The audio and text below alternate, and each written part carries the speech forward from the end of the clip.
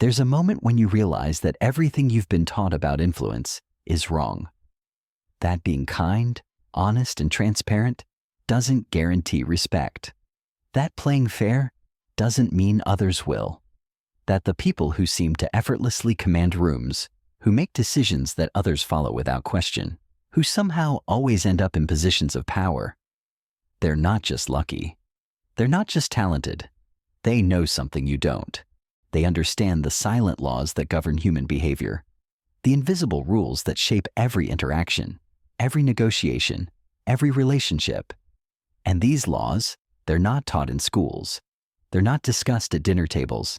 They're whispered in boardrooms, practiced in corridors of power, and mastered by those who refuse to remain naive about how the world actually works. Niccolo Machiavelli didn't write The Prince to be liked. He wrote it because he understood something that most people spend their entire lives refusing to see. That influence isn't about being the best person in the room.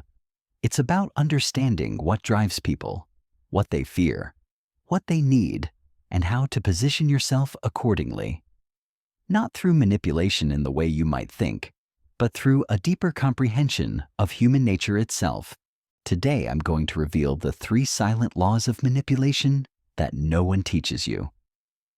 Not because they're evil, not because they're immoral, but because they represent the reality of how power actually moves through the world. And whether you choose to use them or not, understanding them will change how you see every interaction for the rest of your life. Because here's what I've discovered after studying the patterns of influence for years. The people who complain about manipulation are usually the ones being manipulated. The ones who refuse to acknowledge these laws are the ones controlled by them. And the ones who understand these principles, they're the ones writing the rules that everyone else follows. So before we dive deep into these 3 laws, let me be clear about something. This isn't about becoming a sociopath. This isn't about hurting people or using them as pawns. This is about understanding the game that's already being played around you every single day. And once you see it, you can't unsee it. The first silent law is this: people don't want what's best for them. They want what feels right to them. And there's a massive difference between those 2 things. You've been told your entire life that if you present people with facts, with logic, with clear evidence of what would benefit them most, they'll make the rational choice. That's not how humans work. That's not how they've ever worked. And the moment you start operating from this false premise, you lose all influence over the outcome. Think about every argument you've ever had where you knew you were right, where you had the data, the proof, the logical high ground. How many of those arguments did you actually win? How many times did the other person say, "You know what? You're absolutely correct. I was wrong, and I'm changing my position immediately"? Rarely, if ever, because people don't make decisions with their rational mind first. They make decisions with their emotional mind, then use their rational mind to justify what they already felt. This isn't a flaw in human nature. This is human nature. And the people who understand this don't fight against it. They work with it. Watch how the most influential people communicate. They don't start with statistics. They start with stories. They don't begin with what you should think. They begin with how you should feel. They don't present conclusions. They guide you to reach the conclusion yourself, making you feel like it was your idea all along. This is why the same message can succeed or fail completely, based on how it's delivered. It's not about the truth of the message. It's about whether the message aligns with what the person already wants to believe about themselves, about the world, about their place in it. The master of influence understands that people are not computers, waiting for the right input to produce the correct output. They're emotional beings looking for validation of what they already feel, confirmation of what they already suspect, permission to do what they already want to do. So the first law isn't about tricking people. It's about speaking to what they actually respond to, rather than what you think they should respond to. It's about meeting them where they are, not where you wish they were. The second silent law is even more unsettling. People judge you more on what you don't say than what you do say. And most people have this completely backwards. You've been taught to be clear, to communicate directly, to leave nothing to interpretation. You've been told that transparency builds trust, that honesty creates connection. And while that's true in certain contexts, it's dangerous advice when it comes to influence and power, because the moment you explain everything, you remove mystery. The moment you justify every decision, you invite debate. The moment you reveal all your thoughts, you give others the tools to predict and counter your moves. Think about the people who command the most respect in your life, the ones whose opinions carry weight, whose presence changes the energy of a room. Do they explain themselves constantly? Do they overcommunicate their reasoning? Do they justify their boundaries and decisions to everyone who questions them? No. They speak with precision. They say what needs to be said, nothing more. They let their actions carry more weight than their words.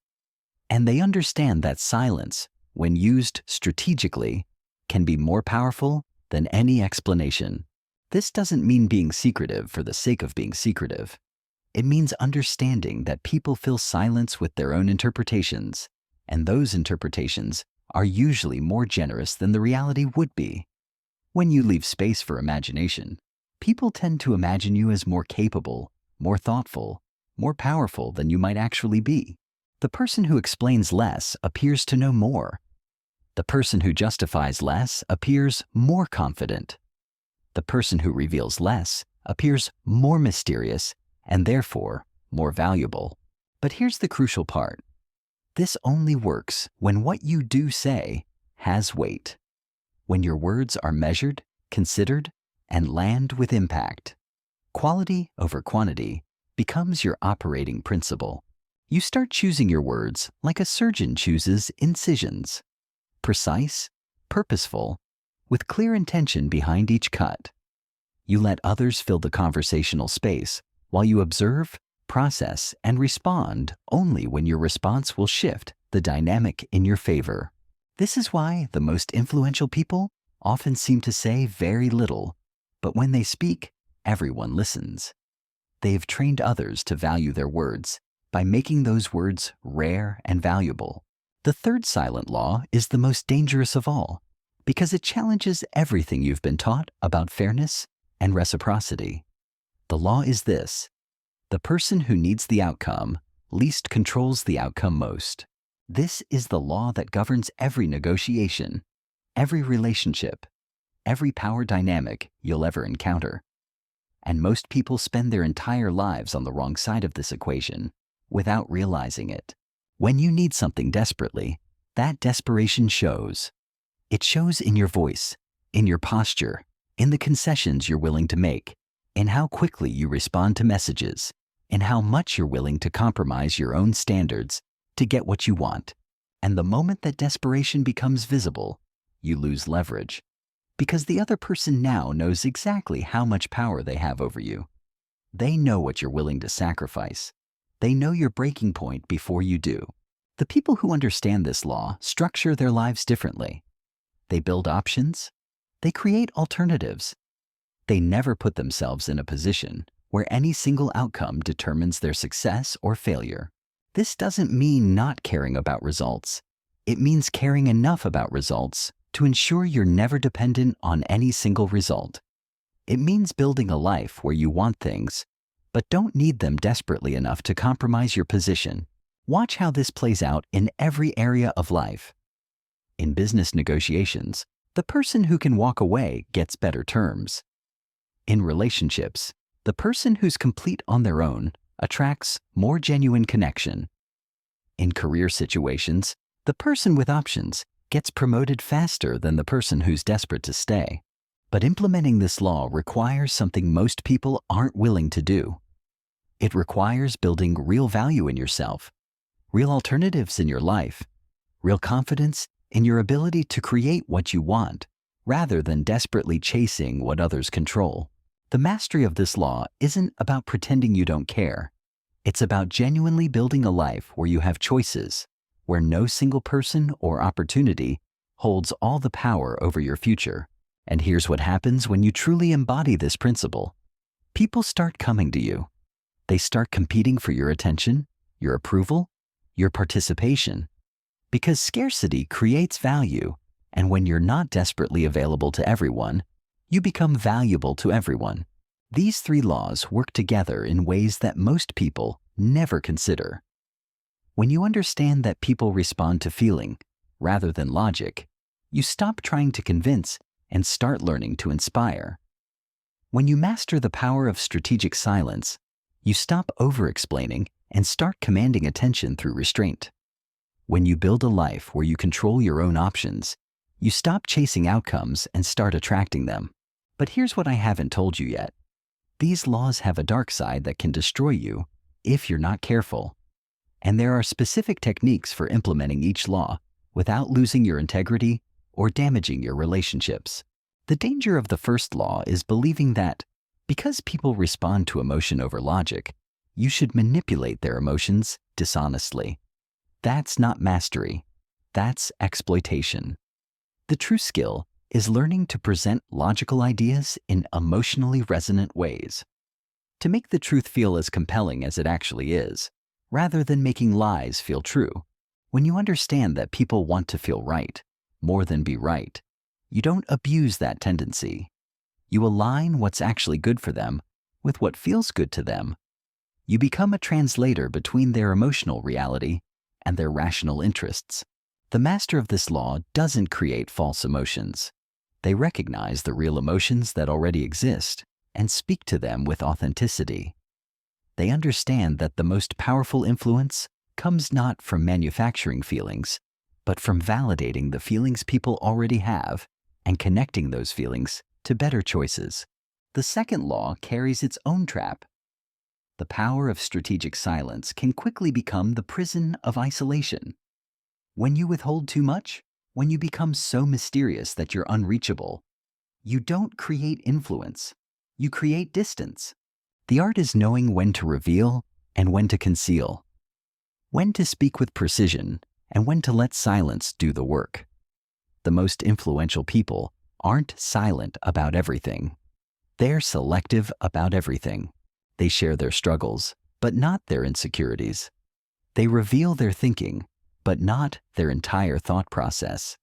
They show their humanity, but maintain their boundaries. They understand that mystery without substance is just emptiness, but substance without mystery becomes predictable. The key is building trust through consistency while maintaining intrigue through selectivity. People need to know they can count on you, but they shouldn't be able to predict every move you'll make.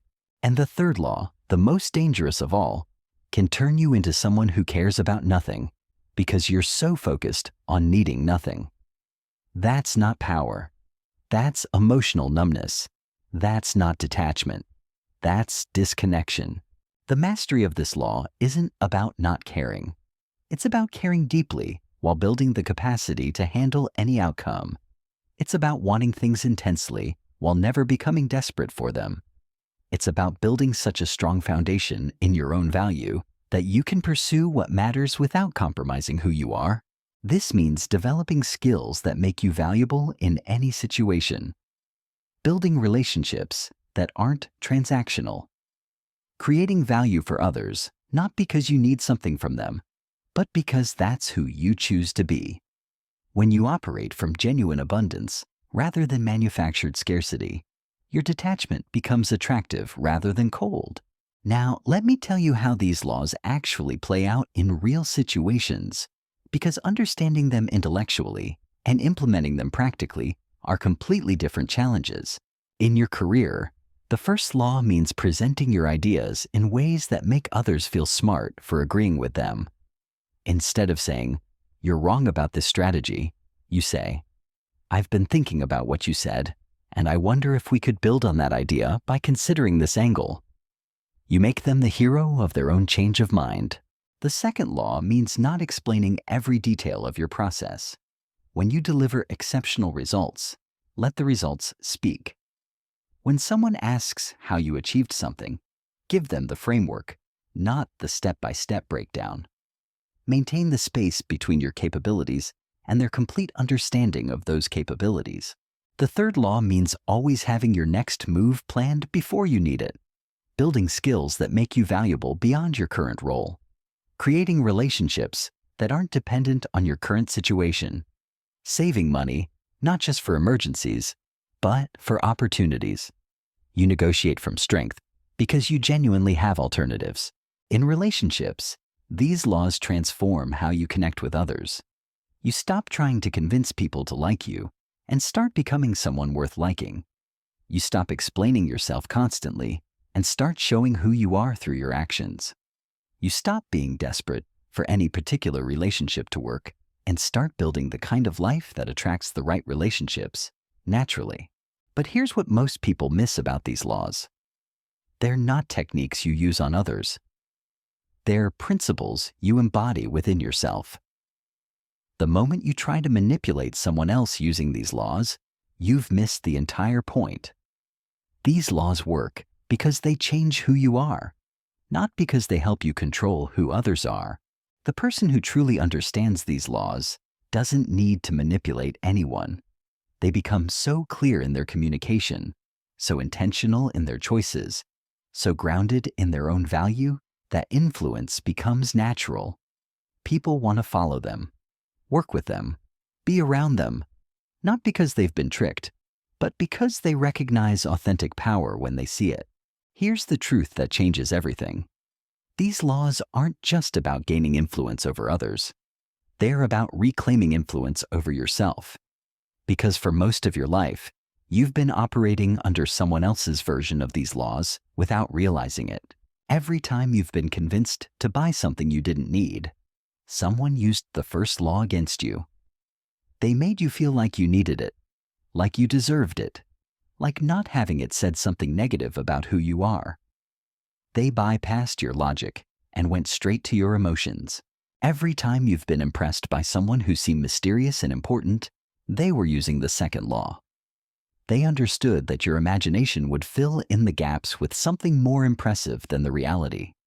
They let you convince yourself of their value instead of trying to prove it. Every time you've been in a negotiation where you felt desperate and accepted terms you shouldn't have, someone else was operating from the third law. They had options. They could walk away. They didn't need the deal as much as you did, and that gave them all the power. But now you see the game.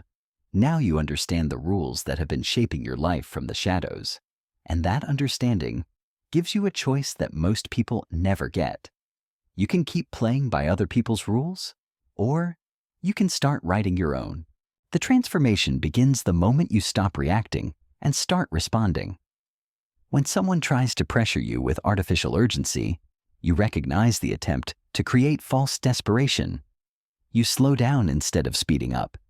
You ask questions instead of making quick decisions. You give yourself time to think instead of being rushed into action.